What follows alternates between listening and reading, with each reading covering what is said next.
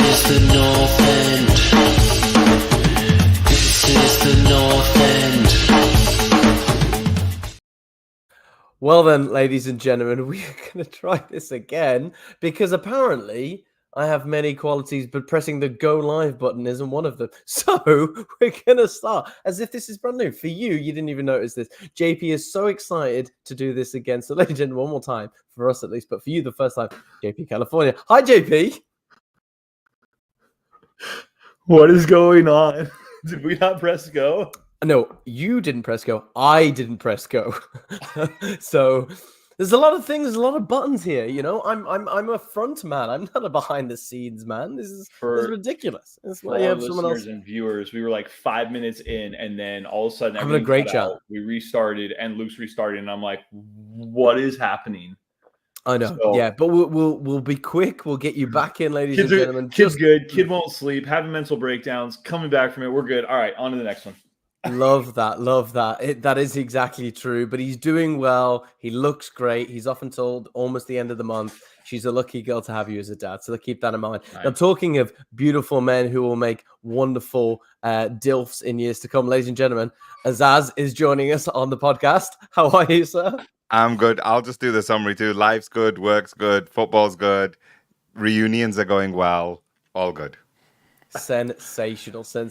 And if anyone is out there or does join, please let me know if this is streaming properly. We're going to see. I'm assuming it is, and I think we're all live. I think it's good to go. We'll check ourselves. Gentlemen, we have a lot to get through. A very turbulent time here at the North End. A very turbulent time in the English Premier League. Some very interesting results. And I think a bit of a changing of the tides and maybe a passing of the guard a little bit this week, but we're going to get into things. We're going to talk about a random few things, of course. I think we'll start. Where will we start? Let's start with this. Let's just start with a quick look over the table. So this is how things look in regards to the results. We'll work through them. We don't want to spend too long on this. I think we have a tendency to get through. We'll start with the biggest, I think, turn of events from this week was Newcastle 1, Arsenal 0. Arsenal pooping the bed once again. Some of us called it, Azaz and I feel did. Other people were kind of along for the ride. Azaz, let's cut to you first. Yeah. I know you've had strong opinions on this Arsenal team.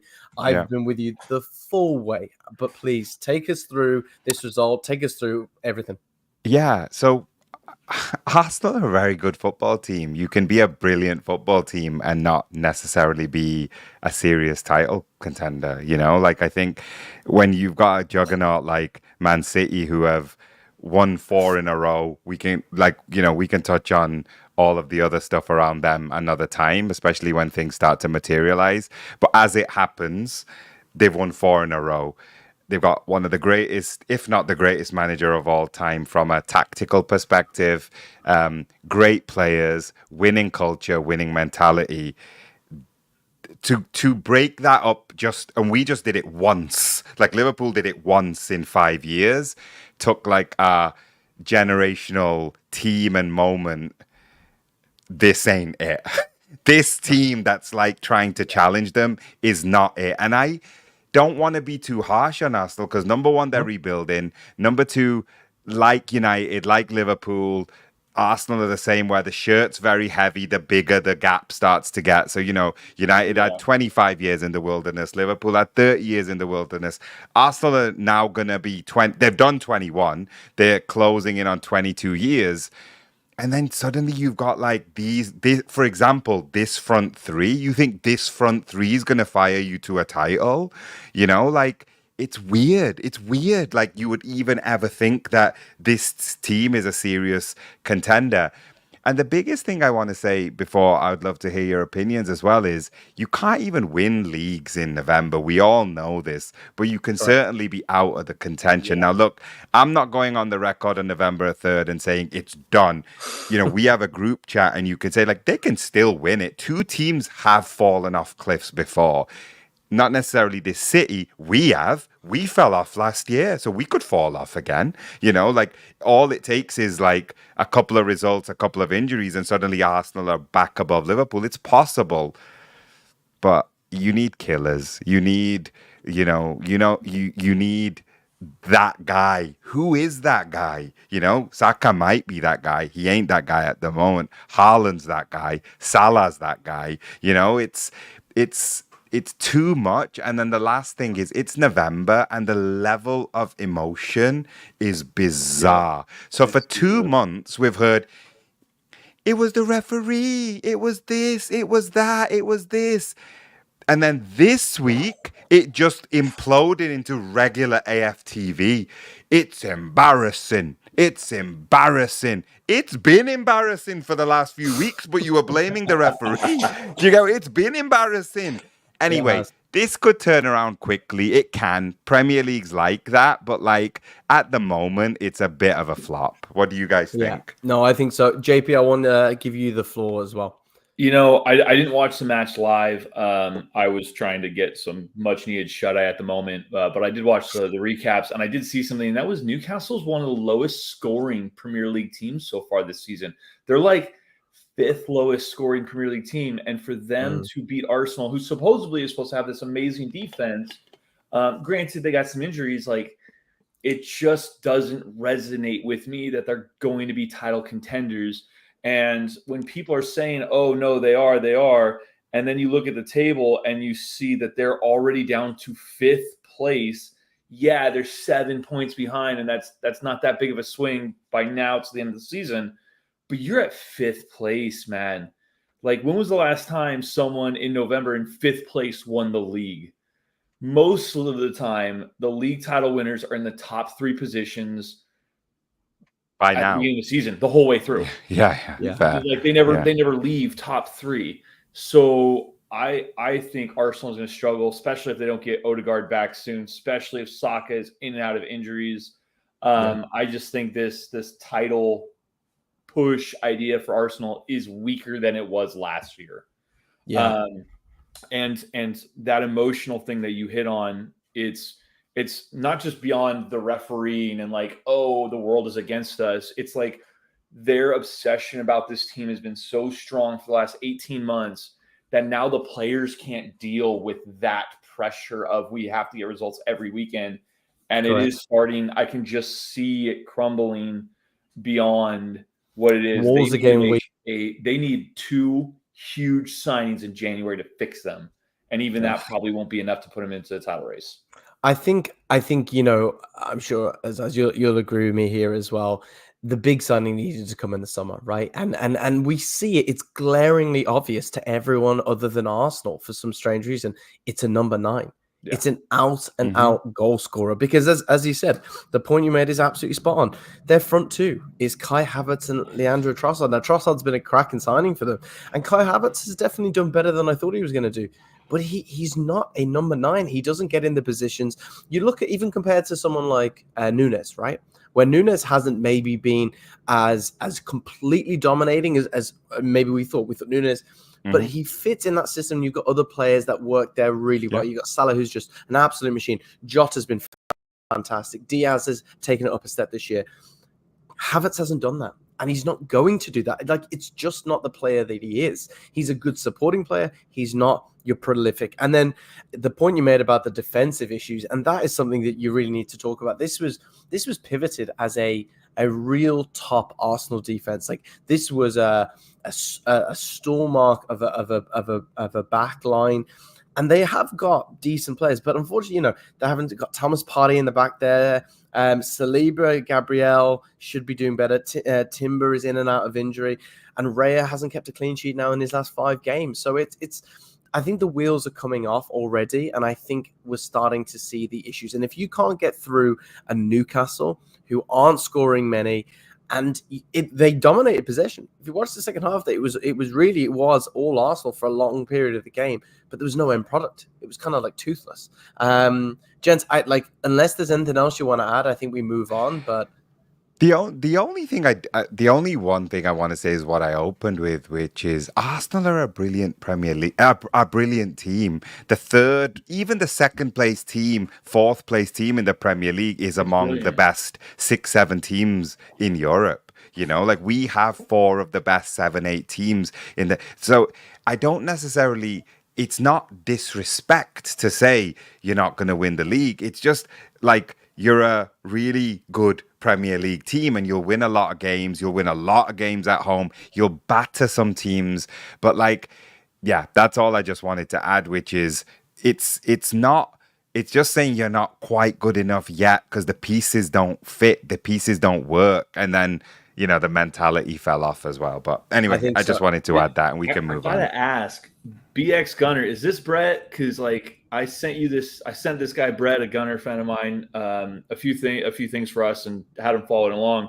I'm just seeing if this is him, because if it's him, we want to get you on to talk about Arsenal sometime, dude. Maybe he's sitting pretty. You know, he doesn't want to admit it. He doesn't want to put his face out there and be wrong. It could be Wenger. Like I'm gonna put it out there as a rumor. This is Arsene Wenger, and he's just chatting mad crap in the North End Sunday roast.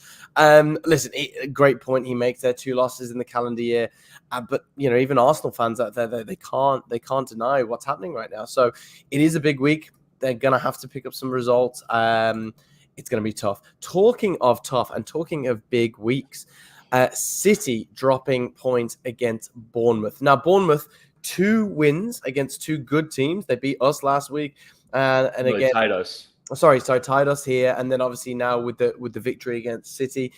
This is an incredible result, and there's a little talk now here on City where they were prolific last year.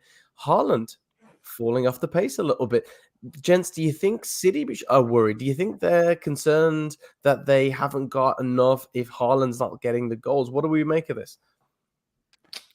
Before I say anything, sorry, mate, it's not 2 losses because it's 2 losses this season and they lost the league against Villa. So it's 3 losses in a calendar year. So immediately it's not 2 losses. The other thing is, if I remember correctly, the second half of Arsenal's season last year was like Luton, Burnley, West Ham, you know, like bang, bang, like they played. So cool, like I get it, but like, anyway, just wanted to clear that up because it's not 2 losses in the calendar year. It's 3 losses in the calendar year, firstly. And secondly, it's 2 losses in the first 10 games this season. So cool. The question about City, they're going to be fine. They're going to be great. Like, you know, like as a Liverpool fan, like we're sitting on top of the league. No one at the moment has any delusions of grandeur. KDB was back on the bench the other day. Like, I'd love to see, like, and Haaland missed his sitter the other day. Haaland misses sitters. It's all good for them, not for us. But I'm just trying to talk a bit more objectively. City have definitely got a bit of an injury crisis right now, but like, you know, Foden hasn't even got started for the year. KDB's back. Rodri's the big hole, and I think they'll miss him in big games, but you don't win the league in big games. You know, like every 3 points is the same. So I need to see a bigger City drop off at the moment than just seeing this. And Bournemouth are amazing. BX Gunner said this here as well. Bournemouth look fantastic. So Bournemouth have just beaten City and Arsenal, then City back to back at their ground. So they ain't no slouches. No, they're really not. JP, obviously we had a very unfortunate game. We've got sloppy at the end of the game, the last chance of the game, and Bournemouth equalised. So we've seen what Bournemouth can do. What do you make of this result, JP? I'm kind of the same notion. Like Erling Haaland has 11 goals in 10 games so far this season. Any other team, they would give up their 2 best players to have someone who could finish like that. It's ridiculous. So like they could lose another 3 games between now and Christmas, but you know after Christmas they're not going to lose. No. They're just going to walk through every other team. They're going to score 3 goals against every team. They might draw 1 or 2 games after the new year, but you know they're not going to lose. I think it was last year they didn't lose a game from after Villa beat them on. They didn't lose another game. Like that's insanity. So like, yeah, they lost, and it's great for Bournemouth, and like, well done to them. Is this Man City losing the title? No, it's not. It's not. They're still right up there. They're in that top 3, like I said, and then, you know, it's going to be, once everybody comes back, which they will, it'll be cranking out like normal. It's going to be a machine. Pep Guardiola is, well, he's not the best coach ever because I still think that's Sir Alex. He is the best tactical coach of all time. Period. Yeah. No, I think that's a very fair point. I think yeah, you've absolutely nailed it, and I think we could just move on. It's going to be hard. You're going to need City to drop more points, especially when teams that are apparently in the running, i.e., like even if I wanted to be kind of mad and say Villa, considering we keep dropping points, and then you look at Arsenal, who are absolutely meant to be in the running, again dropping points when other teams like City are dropping points. You cannot give those opportunities up. So yeah, I think City are going to be fine. Heartbreaking for the third game. Ipswich won, Leicester won. Ipswich doing brilliantly again, playing some really good football, getting all the way through until the 94th minute with that lead before an equaliser from the Ayew brother. Is it Jordan at Leicester? Jordan. Yeah. It's unbelievable. A couple of issues I'm seeing with Ipswich. I think the big one is kind of keeping their calm and a little bit of maturity. And again, another Calvin Phillips, a player that is meant to be better than this, a player that is meant to be a City player or a higher level player. He's 2 not. yellow cards. And leaving, he's being exposed, right? He had one good season at Leeds. Everyone got excited, and that's it. Now the lad's had injuries, I get it, and then he hasn't been able to play as much as he would have liked. But you cannot, when your team is struggling for points in the Premier League and struggling for survival, which they already are, you cannot afford to be giving up 2 points, and you need to be the talisman leading this team, not getting a second yellow for stupid booking and getting sent off. I like, that's my takeaway from this. Like, gents, any other thing to say on this? You nailed it. I'm going to jump in. Ipswich are fighting it out. They're only 2 points off Crystal Palace. Granted, they have a terrible goal differential. But yeah, Calvin Phillips is like the biggest fake player of all time. Like you said, we he know had you one hate great him, season. yeah. He jumped. I have a buddy who literally, like 2 years when he was about to leave City, he's like, "Oh, I'll take him at Arsenal. Like, he's great. He's the missing piece for Arsenal." And I told him, I was like, "Dude, this guy's terrible. He's trash. Like, I wouldn't have him on a free at Villa." And he literally is a championship player, if that. Yeah. And so he's going to be crashing out of the league pretty soon. You look at Ross Barkley, who went to a terrible team, Luton, and Worked hard, did well, had a renaissance for his own career, and made the move that he wanted to make. And Calvin Phillips is doing the exact opposite. JP, you know what I'm going to suggest here, right? And I think the difference is a maturity, right? Ross Barkley was the next big thing. I remember when he was coming up at Everton. You know, Liverpool were really struggling. That Everton had this amazing young player, and and he's a Scouse lad, and they're fighting with that inner demon that they have. And then the poor guy goes through tons of injuries, bad timings, some kind of behind the scenes stuff. I think that'll come out too. Yeah, he did. A lot came out, and he had a big fallout, fall from grace. But what you have to give a player such as this is the mentality, the course correction on the mentality, sort himself out. And I'm telling you, Ross Barkley is a key part of this Aston Villa team now. When he plays for us, he is a solid player. He moves the ball brilliantly. He's intelligent. He's very intelligent on the ball. I'm not seeing this from Calvin Phillips. I think you guys are absolutely spot on. And JP, I would be shocked if I'm looking at the teams in the league. Where does he go? He won't make any team. If he shows poorly, he's not going to make any team. Brett's saying, go back to Leeds. They need help. I'm like, I don't even know if Leeds would take him back, honestly. No, I know their fans love him and whatever, but I wouldn't touch him with a 10-foot pole. No. I think there's something there. Right, we're going to move on because we've got the man himself with us. So, my friend Azaz, I'll let you take this away. Cracking result from a very Brighton are just. They should be studied, right? They should be investigated and pulled apart, because they're pulled apart like a carcass every year. They have all these top players that have just pulled away, sold for big money, and they just have this resurgence. Some of these guys that they're playing now, I haven't even heard of them, right? And their level. And remember, this is a Brighton team that didn't they have Fatty for a while, and now he's not even involved in that mix up. Like, they don't need him. They've got all this young talent. You've got Danny Welbeck on this unbelievable resurgence, and would it be crazy to say that if he keeps playing like this, do we say he maybe deserves an England call-up? Like he's playing unbelievably well and offers something different. But anyways, Azaz, an unbelievable performance, grinding as other teams aren't. Tell us how you feel. Yeah, so firstly, more flowers to Brighton. They've got a 31-year-old manager. There's just so much, yeah, like as BX kind of saying, they ain't afraid to test South and North American market. The Turkish lad who scored against us, he's actually Dutch, but he plays for Turkey. He's from unreal. Turkish descent. What a finish. Unreal. And we played them twice this week, and both times they were phenomenal. Their reserves versus generally our reserves, and then their first team against our first team. You know, if you flip the two games, like if we played at home in the cup, I think we still win that. But if we played away, I think they would have won, to be honest. That's how small the margins were. Their first team against ours, I think we would have lost on Saturday. And even at Anfield, they gave an amazing account for themselves. So huge flowers for them. And before I move on to Liverpool, they play City next at their place. So when we're talking about City being off form or by their own standards, that's a really tricky next fixture for City.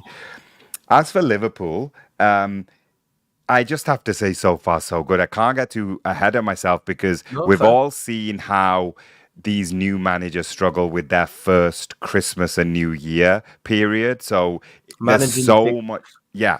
Navigating that, like Slot's never done it.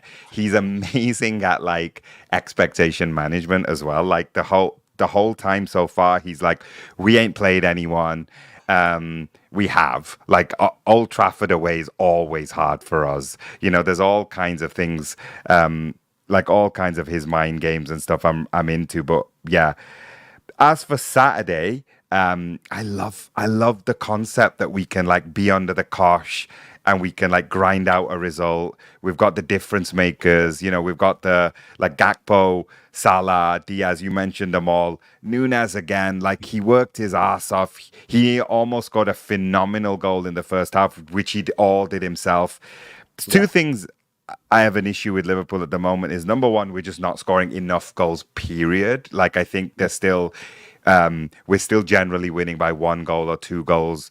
So that's one thing. The second thing is we're not making our number 9 chances. Like this isn't the season where Nunes is missing sitters. Jota, you know, like Jota when he was playing as number 9, he's the first choice number 9, Diogo Jota. He's not like getting a bunch of chances in games. So it's usually like up to Diaz, Salah, Gakpo with their magic to win the game. And that can run out as well, you know. So they're the two things I would say. Number one, be more clinical. Number two, make more chances for your number 9. Because again, I don't mind Darwin missing. All strikers miss chances, but I would like him to get more chances. But other than that, like I feel Gravenberch has been a revelation. I feel you boys know this from our WhatsApp chat. I think we underrate McAllister in this country. Like the man's a World Cup winner, for God's sake, you know, like, and a general in that midfield. So there's a lot of stuff going on there. And then the last thing before I move on is he got injured on Saturday, but Ibrahima Konate's season, like, oh my gosh, this season he's been unbelievable. And again, it's back to that like earlier chat of like, you know, we were talking about Arsenal at the start, like, I don't even need to say the words, but like if this guy played at the Emirates, it'd be like, he's world class, he's world class, he's world class, he's world class, world class, world class, world class, world class. Ibou Konate is just like next to Van Dijk, it's like a wrestling tag team, you know, it's like a friggin' twin tower wrestling. That's so big.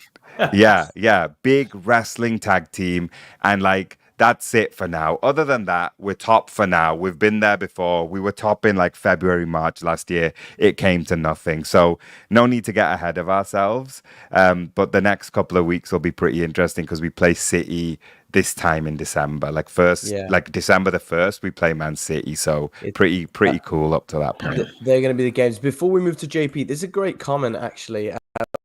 Would love to get your thoughts on that.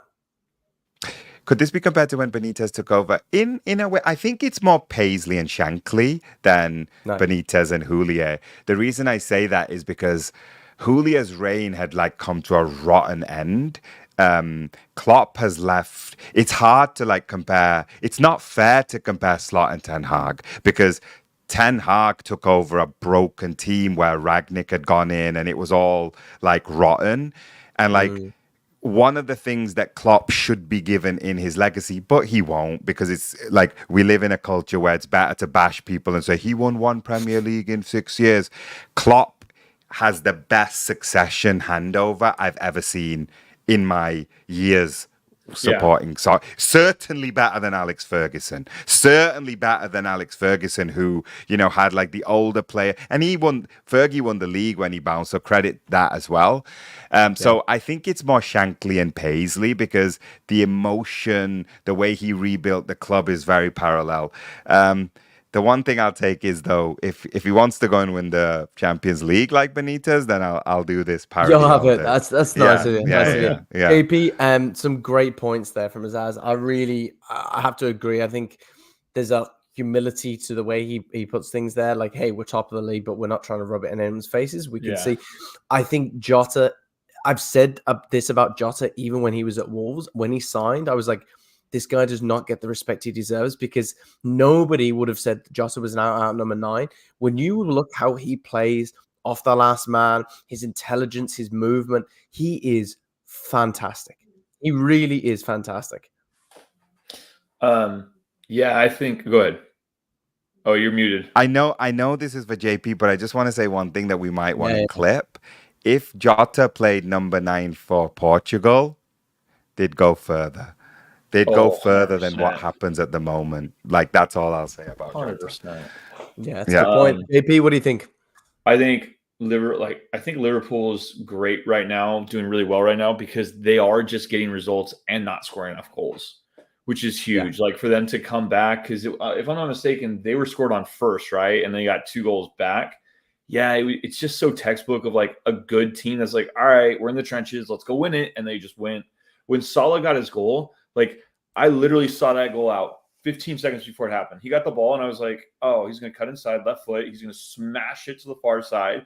And that's exactly what he did. And I'm like, God damn it. I think you posted he's responsible for 60% of Liverpool's goals since he joined Liverpool. It's insane. That's insane. Unreal. That's crazy numbers.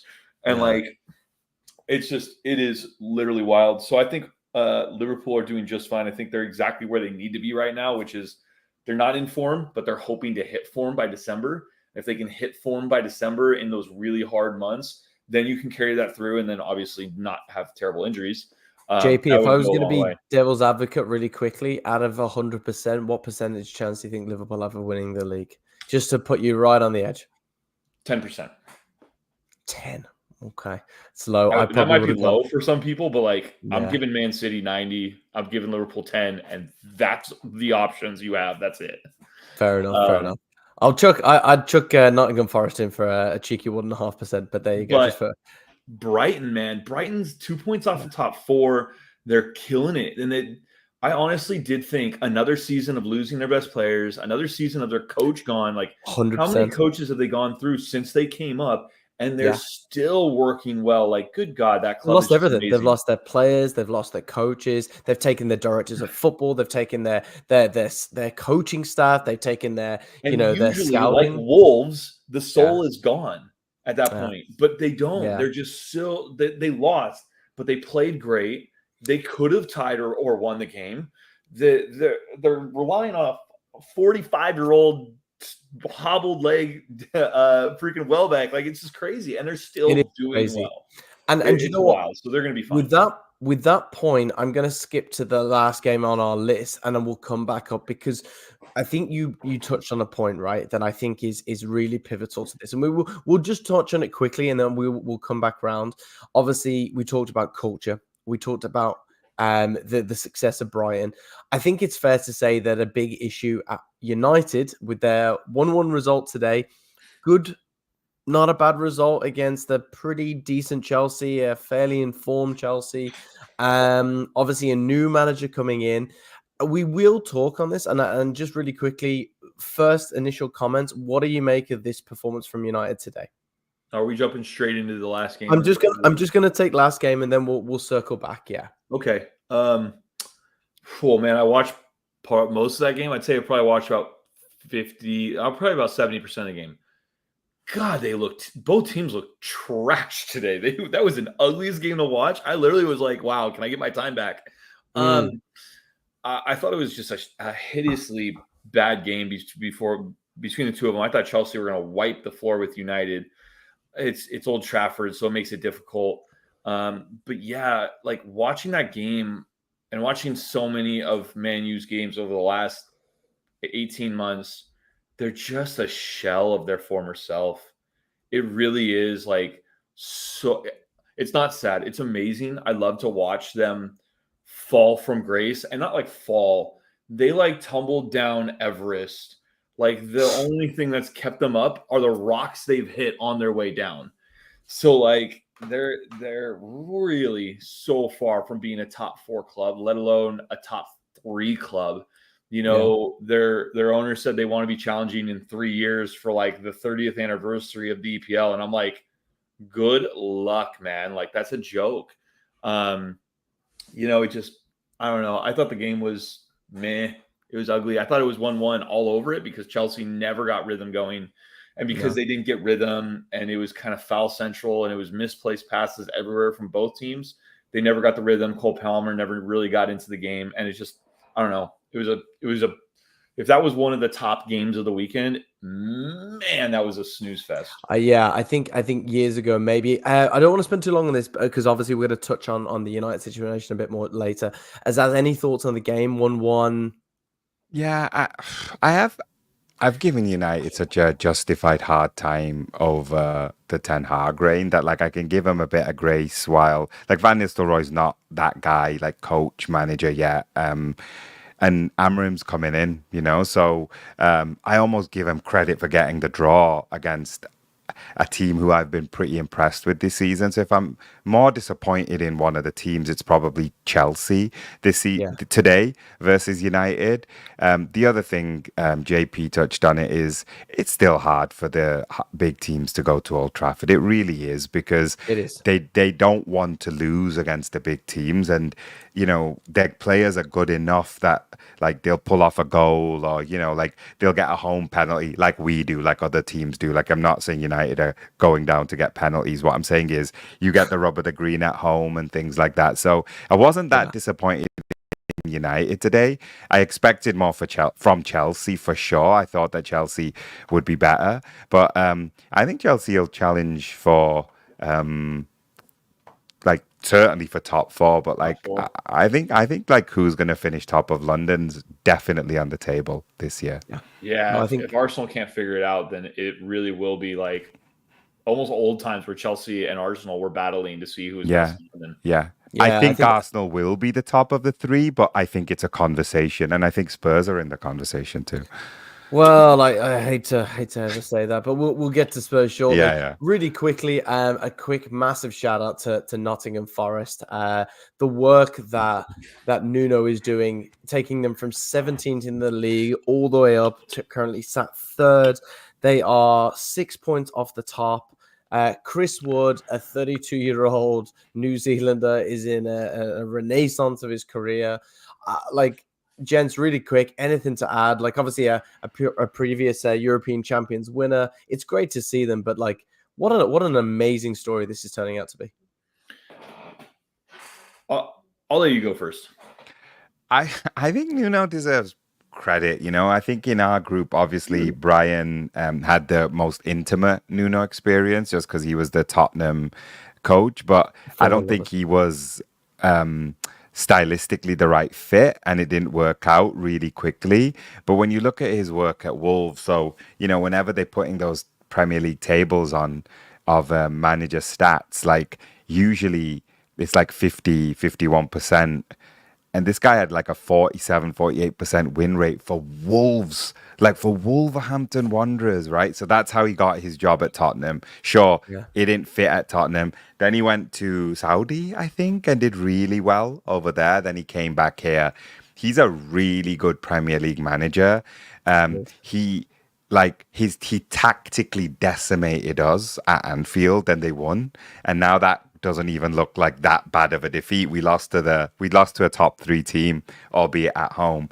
I think they're going to be a problem. Obviously, they're going to fall away a little bit, of course. Like, I'm not trying to say they're in the conversation for the top 4, but like number 1, it's November the 3rd, and they're probably safe. That itself is phenomenal, right? And then on top of that, like the way he's got some of these players playing. And the last thing before I hand it over, what I love about him tactically is he's big enough, like he's got the cojones to like bench players who he signed as like difference makers, and then he brings them on in like 70 minutes. And he's got, you know what? He's got the swagger to like own those decisions. Like, you're not hearing any murmurs coming out that like these like like Premier League wingers and people who he signed to be match winners are like complaining because they're winning, and winning lets you do that. So like he sets up, he's rigid, and then like like when he goes away from home, he sends on like the match winners and they go win the match. Like it's really, really special what he's doing, and I do think it deserves its props.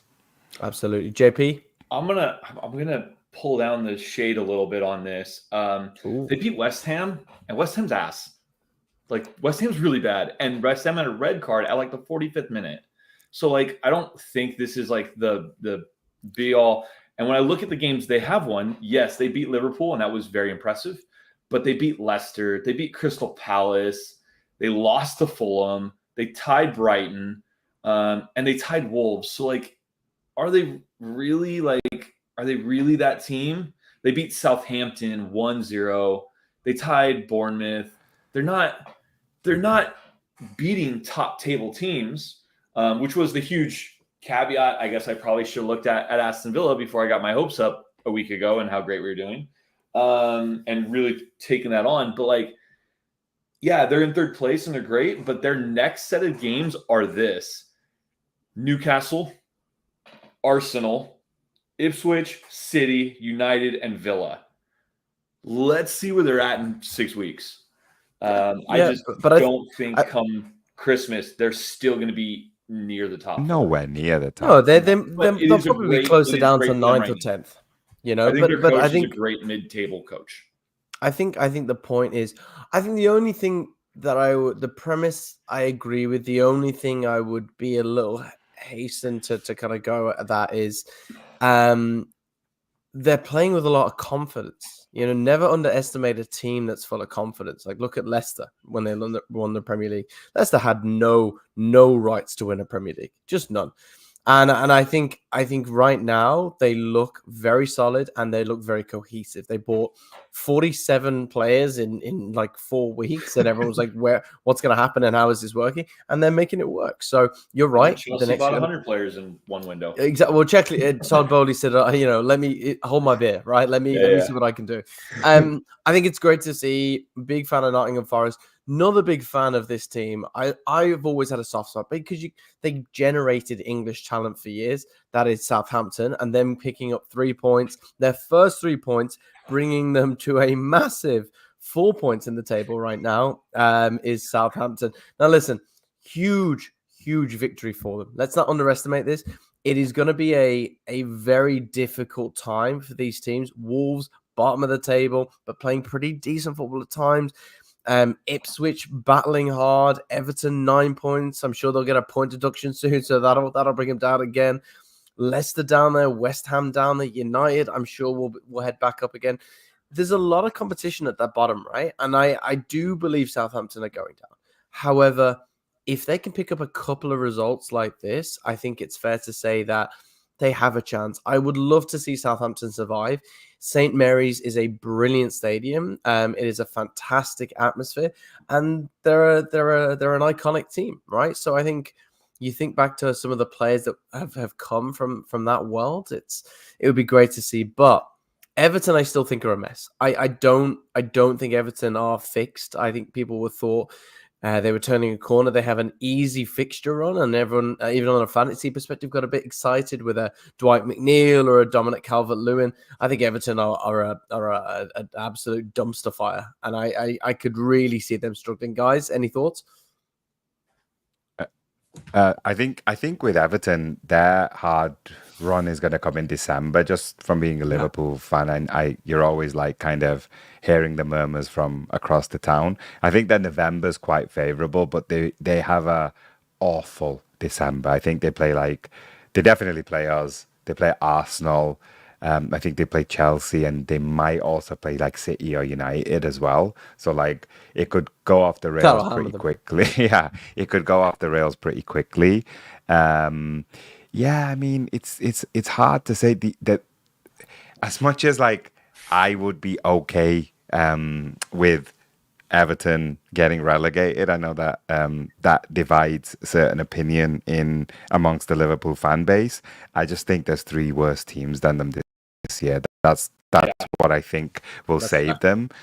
Is this like a quality Everton team? Absolutely not. But like, if you just look at Ipswich, Southampton, Wolves, even Crystal Palace, like I think Everton will be all right as long as they don't get any more points deductions, which who knows? You never know. You never know. Yeah. I think you're absolutely spot on. I think Ipswich now are on 5 points, 4 points below Everton. 4 points for Ipswich right now is a lot of points, Yeah. and 6 points for Southampton. So I think you're right. Another game very quickly. We're going to move on. Wolves Crystal Palace 2-2. Good game. Wolves having this ability to keep driving goals. They just don't feel very cohesive. Crystal Palace, very disappointing start from them. Very considering how strong they finished the season last year. Some of the players, I didn't think they'd be hit so badly by losing Elise. I thought they'd have a bit of a downpour, but this hasn't been great. I think we'll just leave it at that. We're going to move on to the only other game we haven't covered. I don't even know where to start with this one. Villa very much in a dominant position for a lot of the game. Very open, back and forwards. Villa on the attack, Tottenham on the attack, Villa on the attack, but Villa very cool, very collected. We get the first goal. Great. All of a sudden, we implode. 2 goals in 4 minutes for Calvert-Lewin, and then we end up losing this game 4-1. It's just... There's bigger issues here, JP, and I think we could touch on this. I think we could probably spend 40 minutes talking about this, but I said this last week, and I'm going to say it again, JP. I'm going to let you jump in as well. I think we have to be very careful on how we're assessing Villa's season to date. The Champions League has been fantastic, but we've played 2 so-so teams. Young boys, absolutely, we should have gone through. Bologna, so-so. Bayern was fantastic. Not to take away from that. However, there is too many players playing off the pace right now. Bailey has not woken up. He said it himself. He just can't seem to get going. Watkins is off the pace. The injuries aren't helping us. Defensively, I still think there is weakness on that. I think the whole of our right side, Villa are being exposed. Matty Cash, I've said for a number of years, is not good enough at this level. I will continue to say that. I do love Matty Cash. If I met him, I would give him complete kudos. But I would be honest on where Villa want to go. I don't think he's that starting right back. Maybe a squad rotation player for when other people get injured. That's not him. So that whole right side is causing us weakness. Morgan Rogers is carrying us. John Duran has carried us through results. This is a very telling result. And the games we have coming up are absolute shit shows. JP, thoughts? I didn't like this game to begin with because I just don't think it's a good matchup. We can play against teams that press us, but Tottenham has that quality in the press that if they get the ball, they're going to kind of great point. Kill us on it, and they did that. I mean, Dominic Solanke just poked a ball off of Pau Torres, and they went down the field and scored. Right? He played really well. We did not play well. The biggest thing that I want to say is not that we've been, coasting on a few good players and poor teams. It's the first half we had a game plan. It was we were going to let them have the ball. We were going to low block. We were going to counter, and we got the goal through a set piece, which we're good at, and they're not. And we were holding, right? We didn't even press their team when they were on the halfway line. We didn't wait. We just sat around our 18-yard box, and it was perfect. And then in the second half, they scored, and we stepped. And as soon as we stepped up and we started pressing them in their half, and as soon as we started doing that, we got obliterated. And we've done this. Like when we played Bayern, we sat back. We did. made them have to break us down. We held our Yep. line and we countered well, and we got a goal from a sweet counterattack. That's how we've done a lot of matches against good teams. That's how we beat Man City last year. That's how we beat Arsenal last year. And we just didn't continue doing that. And I don't know why. I felt like that was the game plan. I felt like it was set. We went the first 45 minutes. We were calm. We were good. We were set. And then it went out the window. Konza had a shit game. Cash had a shit game. Pau Torres had a shit game. You know, we threw it all away because we had 45 minutes of implosion, and we have that 3 to 4 times a season. And the mentality on some of the guys is just not where it needs to be. And sadly, like, John McGinn's our captain, but he's not a captain. Tyrone Mings is a captain, right? Emi Martinez is a captain. I would even say, like, probably Onana is more of a captain than John McGinn is. And John McGinn has been bad for a while. So I will defend with a few points. But to me, it's like, all right, I think our season's going to be split in half, where it's going to be a decent beginning of the season. And then it's going to be, can we re-gel ourselves after we're out of the Champions League? So I agree with a lot of what you say, but every now and again you speak some utter trash. And Tyrone Mings has been something that you and I have come to locks on before. I didn't say player, I said captain. Tyrone Mings is a captain. No, Tyrone Mings is the type of player that I've played with over many years who likes to be louder than everyone else. And he thinks that because he's so loud, that makes him a voice of reason and a voice of leadership. I do not think Tyrone Mings is intelligent enough as a footballer and is controlled enough as an individual and as a professional to be a captain of this team. I do think John McGinn is. Now, John McGinn has not stepped up as he should have. He's also had a number of injuries. He's also trying to work in a new system. I do get your point though, JP, and I'm not saying you're wrong. I think your main point, I fully agree with. It's a little worrying, some of these performances, right? And we're not seeing. Now, you said Martinez, you cannot think of a bigger leader. I'd say in top 2, 3, 4 teams, right? He is a leader of men. He is someone who wants the best and will rip you apart if you don't give it.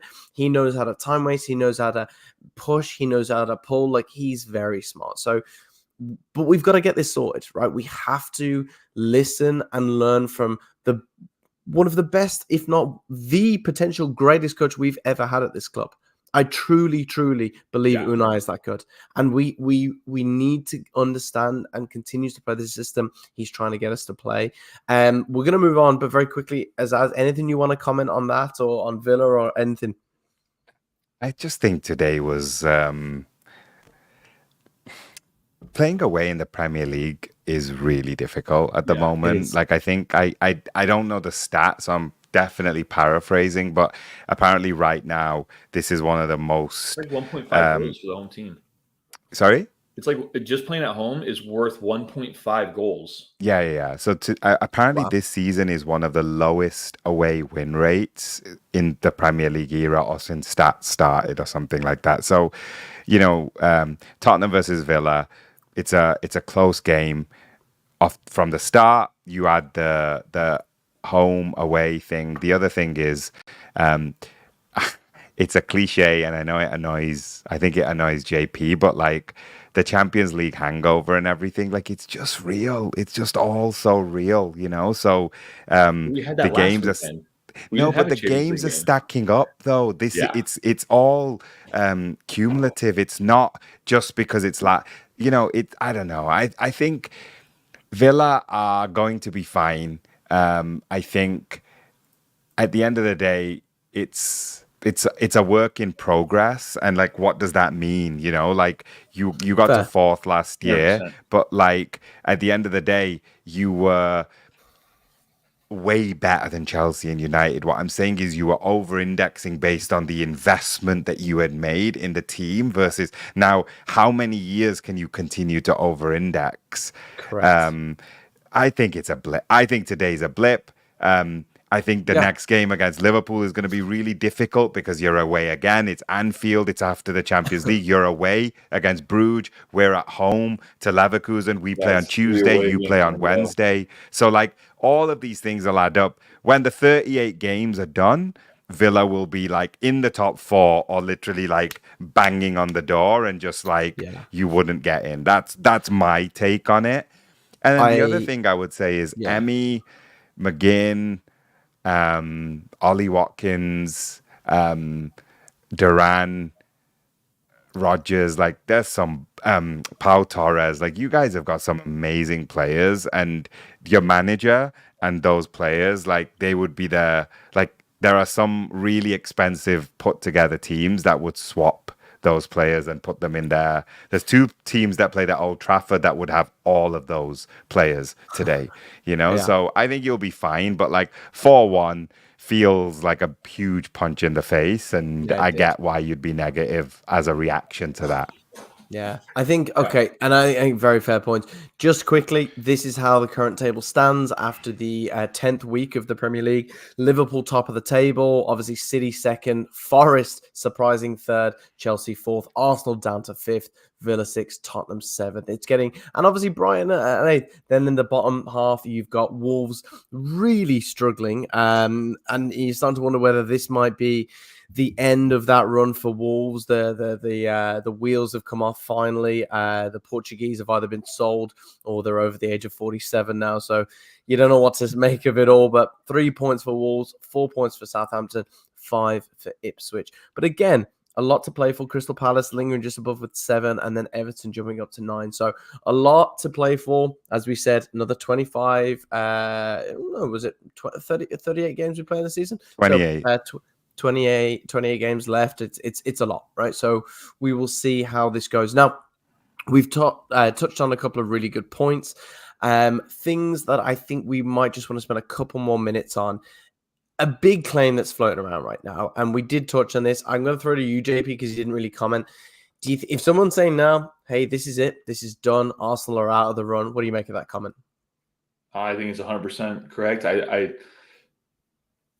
I just don't see where it's going to click. Like, I feel like there's more emphasis on the negative right now around Arsenal than it is the positive. Yeah. And they're not going to turn that, like, that's very hard to overcome when the talk is, oh, it's the ref's fault. And it's all these negative, like, ideas, like, not, okay, we're right there, we're going to catch them. There's no positive nature about Arsenal right now. It's Arsenal are the greatest club of London, and yet they lost to Newcastle, who can't even score goals. So, like, I just don't think they have it in them. I don't even think they have it to make it in the top 3, honestly. Wow. So I think they're on the same points as Chelsea, Villa, and Arsenal. Like, they're tying Villa 10 weeks in. So, like, it's a crazy setup. It is a very good point. I'm gonna be rough and say I agree. I agree. I can see how they pick up points, but I'm also looking at their injury problems. They lose players and they seem totally lost without them. Odegaard has just been carrying that team, it looks like, and it doesn't seem to be working out. Bukayo Saka, so much goes through him. He's picking up niggly injuries. Is he going to keep fit for the whole season? Is he enough to get them over the line? We see their number 9, like Jesus, coming on and just looks just like nothing. There's nothing there. Like, yeah, he'll pick up a couple of goals, but he's not coming on and making a difference. So I'm going to agree. And just the next 3 games, they got Champions League against Inter. At Inter, away. Then you've got away. Then you've got away in the Premier League to Chelsea, and then you've got home against a very successful Nottingham Forest right now. 3 tough games, right? So they could be struggling Champions League. They could be struggling Premier League by the end of November. And then they finish November with Sporting Lisbon away, which is it's that going to be segues us into the next major thing, right? Doesn't it just segues very nicely? Obviously, a lot of talk, a lot of stuff going on, but big news, obviously, a new manager for Manchester United. Gentlemen, if you know a bit more about this guy, why don't you take over? I know a little bit. I don't want to take it away from him. Azaz, why don't you take this? Yeah, so he was in the frame for Liverpool, it's interesting because like the certain pundits in the UK have been like, Slot was your third choice, Slot was your third choice, which would make him our second choice. He wasn't. Like, we didn't offer him a contract, which is why he went to West Ham midway through the season. For Sporting Lisbon to try and get us to move, if you know what I mean. So Xabi Alonso was 100% our first choice. The legend's coming to Anfield on Tuesday with his Invincible team. We spoke to Amarim. He's a phenomenal coach. I'm only going to say good things about him. I'm just laying the scene as to why we know about him and why we were clued up and got all of the Portuguese deep dives and everything about him.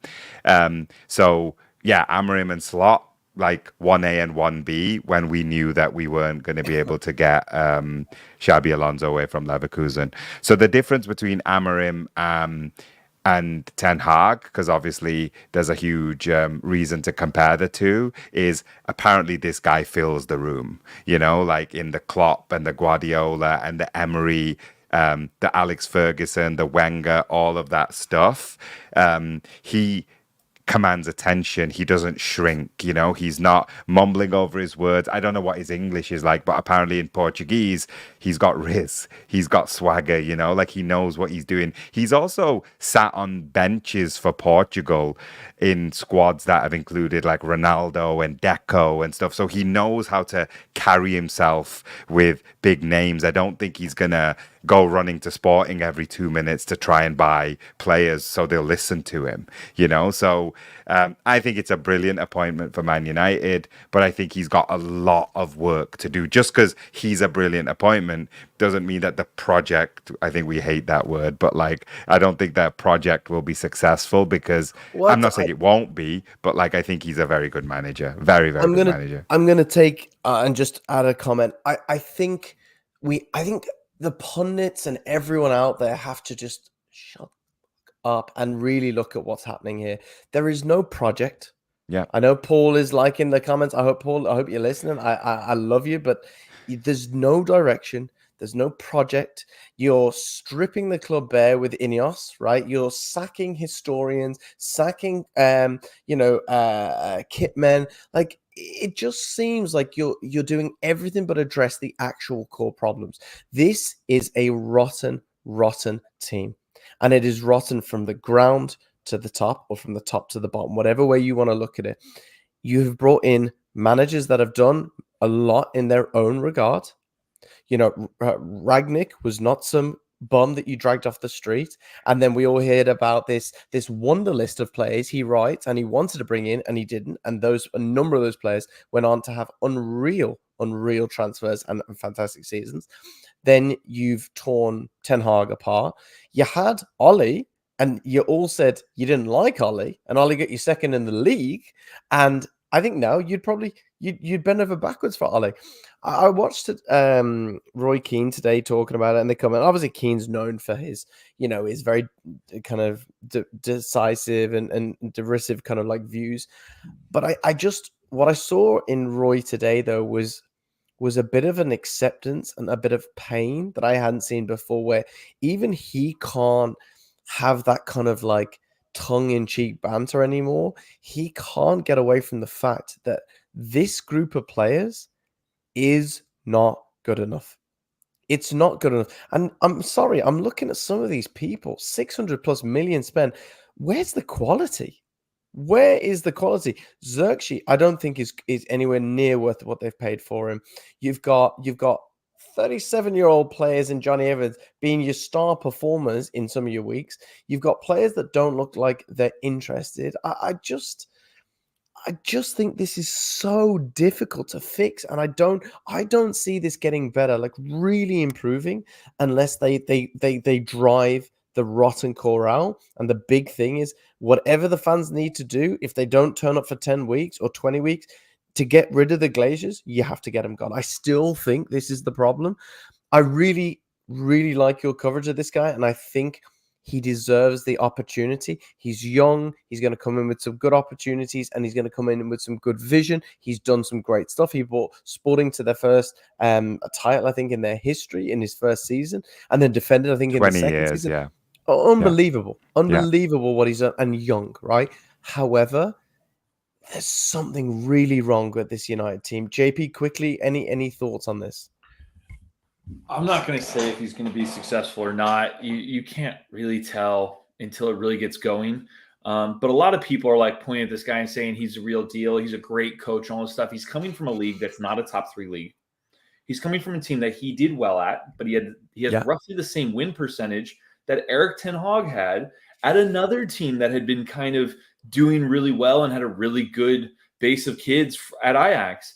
I just don't know if it's going to be any different. Manchester United is so much bigger than anything in Portugal, right? It gobbles up some of the best managers that England have seen. David Moyes was a good manager, and it just destroyed that man. I just It was too big for Mourinho. The job was too big for Mourinho, which is saying something. This guy is just I hate to say it, but I think it's going to be more of the same.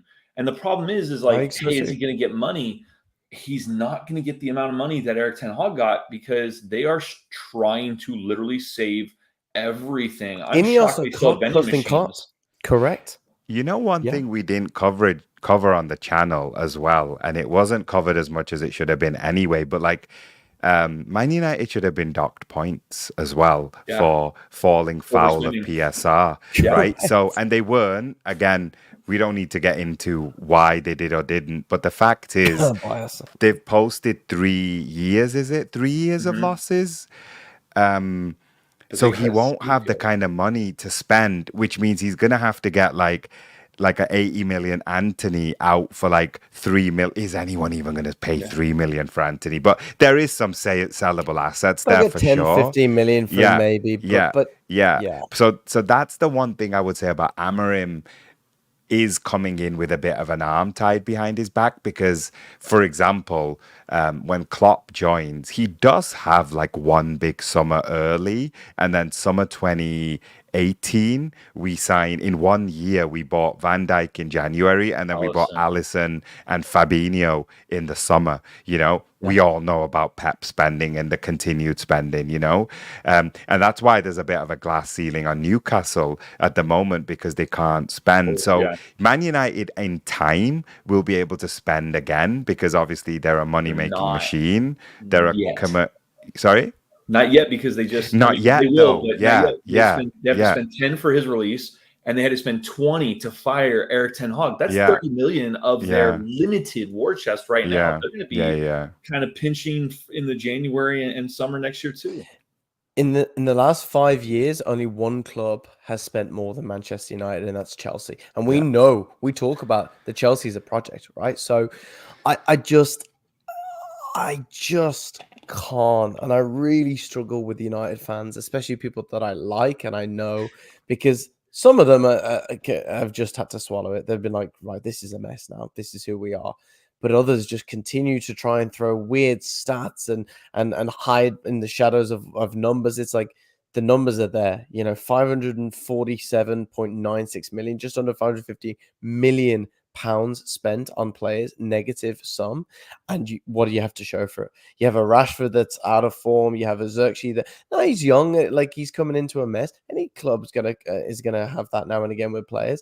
And I think Anthony gets a lot of abuse, right? Anthony, I still think, I don't know. I think he's changing mentality. Like, I don't know whether you're going to be able to do that. Like, he's taken such a battering on his mentality. There's still a player in Anthony, right? If he went floating around 15, 20 million, I think he's a bargain for a team.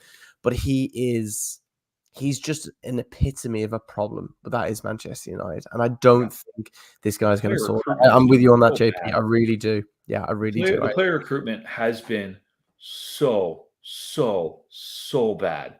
And I can't believe they let Eric Ten Hag continually Ajax players and players that he's had. That is the number one screaming, blaring issue of a coach that can't coach.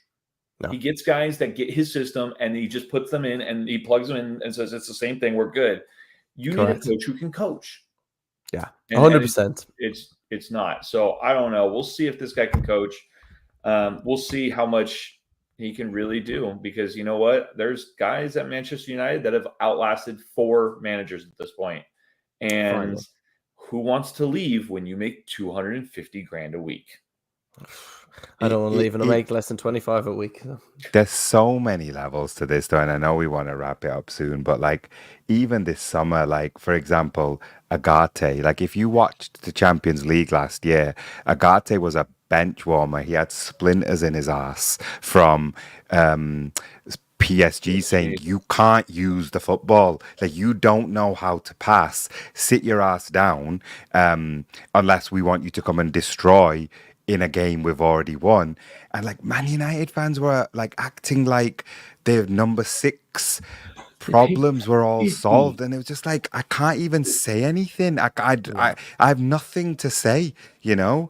They paid 50 million for him. Yeah, like and then the what's it called, the nicknames, like they try and iconize people like Lisandro Butcher. Martinez, like my baker's harder than that Butcher.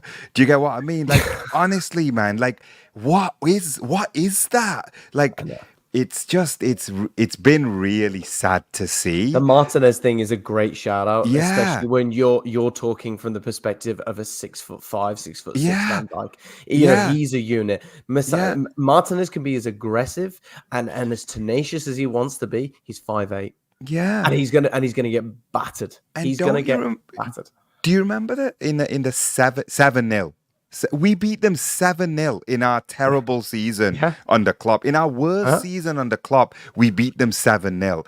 And like Martinez was like falling like he was drunk, and they were still saying it. They were still saying my butcher, my butcher. It's wild.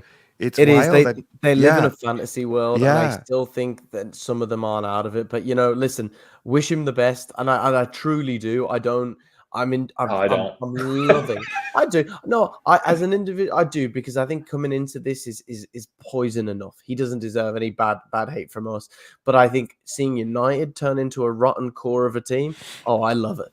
I love it, because no team has been so obnoxious in its history. They were what the Patriots were in NFL for years, and what the Yankees were in baseball. Like, this is a team that was so obnoxious and so stuck up. And now they're paying. Now they're on absolute fire. I don't know how they get out of it. So, gents, listen, great chatting to you as ever. Some great comments, some great thoughts. Ladies and gentlemen, you know the drill. We're going to be here every Sunday. If we can't make the Sunday, we will be here for a late night chat on the Monday as well. Again, if you are joining us for the first time, please smash that like button and be sure to subscribe. We are going to be here week in, week out talking football and trying to do some weekly videos for you as well. If you have any crashing desire to come on to this monstrous podcast and talk some crap with us, you know what? We're nice guys. We'd love to have you. So please, or Gunner, guys, girls, whoever you are, whatever it is, come on, join us. We'd love hearing opinions from everyone other than Paul. You know, that's it. Gentlemen, thank you so much. Great to see you. I look forward to seeing you guys again. And as ever, thank you so much and goodbye. Take care, guys. Bye. bye. Bye. If we know how to. This is the North End.